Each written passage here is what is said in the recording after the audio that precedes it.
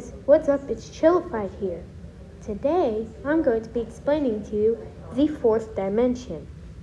So, the fourth dimension, it's like, first let's start off with the first dimension. It's the easiest way to work up. First dimension is just going left and right. Left and right. It's like you can only have like straight lines and dots and stuff. So, first dimensional figure would be like a line or a dot, you know? Okay, pretty simple. Two-dimensional, like a drawing on a piece of paper. You just draw, like it could be like up, down, and left and right. So maybe like a square if you draw a face on it or something, you know? You can draw character, people that are two-dimensional. And then 3 dimensions. We are in the 3rd dimension. That's what we are in. But, like the 3rd dimension is up, down, left, right, front, and back. So, therefore, if the 3rd dimension is up, down, left, right, front, and back, then what's the 4th dimension? So the 4th dimension really is time. So it's up, down, left, right, front, and back, and moving in time. It's like if you were to visit your 4th dimensional self, you would see you as a little baby, and it's like all in the same spot, and it's like it's time, like you're traveling across time, but it's like it's all at once.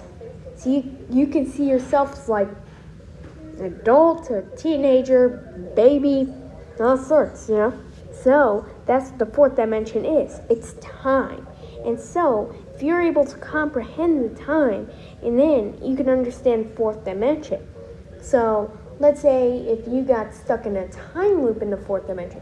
Living in the 4th dimension would technically just be like living in the 3rd dimension, but just like you'd have time, you'd be able to travel across time. Now, I'm unaware whether this is possible to contain, like whether you could control your crossing across time. So, what if you got stuck in a time warp? What if you woke up one day and went to the movies and had some popcorn, then you went to sleep, then you woke up then that same day again, and you would get stuck in a time warp. If you got stuck in a time warp, really, that wouldn't mean that you're aging at all. And so, your 4th dimensional self has just stopped, and now that's your pretty much final state until you get out of that time warp. So, it would kind of be like, rather I say it, a glitch in the Matrix, but time wouldn't actually loop. That would theoretically be impossible. So, the 4th dimension is really like traveling through time. You could go visit yourself as like a 1-year-old, then visit yourself as like 100.